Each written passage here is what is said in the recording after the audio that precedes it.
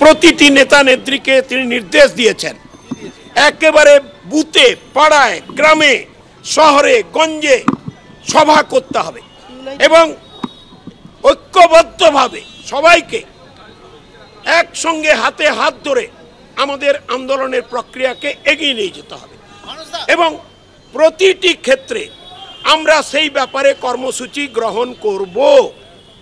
এই বিষয়ে তিনি পরিষ্কার বলে দিয়েছেন। ব্যক্তিগত মতামত বিভিন্ন থাকতেই পারে গণতন্ত্রে, তা দলে পর্যালোচনা করতে হবে, বাইরে বলা যাবে না, যাবে না, যাবে না। এবং আগামী 24 সালে এই যে লোকসভা নির্বাচন আসছে, বাংলাকে, বাংলার মানুষকে আমরা রক্ষা করব মমতা বন্দ্যোপাধ্যায়ের নেতৃত্বে, অভিষেক বন্দ্যোপাধ্যায়ের সেনাপতিত্বে। আমাদের কোনো ঝগড়া নেই, আমরা একসঙ্গে আছি, একসঙ্গে কাজ করছি। আমাদের আশীর্বাদ করেছেন আমাদের নেত্রী, আমাদের একসঙ্গে কাজ করে ফসল তুলতে হবে মানুষের আশীর্বাদ নিয়ে। যা বলতে হবে দলের ভিতরেই বলতে হবে, দলের বাইরে বলা যাবে না, না হলেই ছেঁটে ফেলা হবে। এভাবেই হুঁশিয়ারি দিয়েছেন তৃণমূল নেত্রী। আর এ প্রসঙ্গে বিরোধীরা কি বলছেন শোনাবো।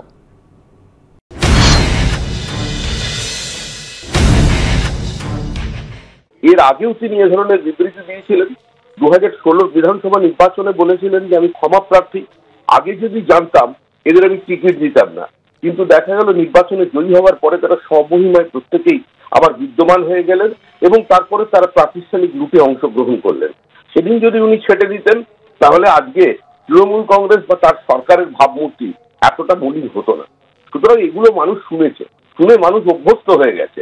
সুতরাং তিনি কাকে ছেটে ফেলবেন, কাকে ছেটে ফেলবেন না, সেটা দলের আভ্যন্তরীণ ব্যাপার। এতে পশ্চিমবঙ্গের আর্থসামাজিক অবস্থার কোনো পরিবর্তন আসবে না। পশ্চিমবঙ্গের যে সরকারি কর্মচারীরা ডিএ পাচ্ছেন না তাদের অবস্থার পরিবর্তন হবে না।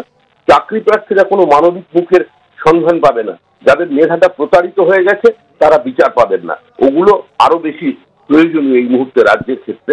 সুতরাং দল কি করলো, দলকে পুরোপুরি সরকার বানিয়ে ফেলার যে প্রবণতা তৈরি হয়েছে এখন এই রাজ্যে, আমার মনে হয় মানুষ এগুলোকে প্রত্যাখ্যান করবে। ঠিকই তো বলেছেন, দলের বাইরে কেউ মুখ খুলবে কেন? কিন্তু দলের মধ্যে মুখ খুললে কি কোনো সমাধান হবে নাকি দলের মধ্যে মুখ খোলার কোনো সুযোগ নেই? শোভনদেব চ্যাটার্জিও কিন্তু এখন একেবারে মমতা ব্যানার্জির ঢঙেই কালকে সন্দেশখালিতে দাঁড়িয়েছেন শাহজাহানের পাশে।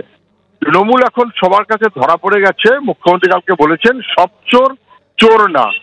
এদিকে কালীঘাটে আজ দলীয় বৈঠকে কড়া বার্তা দিয়েছেন মমতা বন্দ্যোপাধ্যায়। সূত্রের খবর, প্রকাশ্যে মুখ খুললে কড়া ব্যবস্থা, ছেঁটে ফেলা হবে। নবীন প্রবীণ দ্বন্দ্বে আক্রমণ পাল্টা আক্রমণের মধ্যেই হুঁশিয়ারি দিয়েছেন তৃণমূল নেত্রী।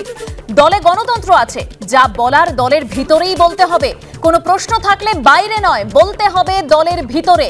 কালীঘাটে দলীয় বৈঠকে এভাবেই কড়া বার্তা দিয়েছেন মমতা বন্দ্যোপাধ্যায়। সূত্রের খবর, রাজ্য স্তরের কয়েকজন মুখপাত্রের ভূমিকাতেও সন্তুষ্ট নন মমতা বন্দ্যোপাধ্যায়। রাজ্য স্তরে নতুন মুখপাত্র কারা হতে পারেন? সুব্রত বক্সী এবং অভিষেক বন্দ্যোপাধ্যায়কেই দায়িত্ব দেওয়া হয়েছে বলে সূত্রের খবর।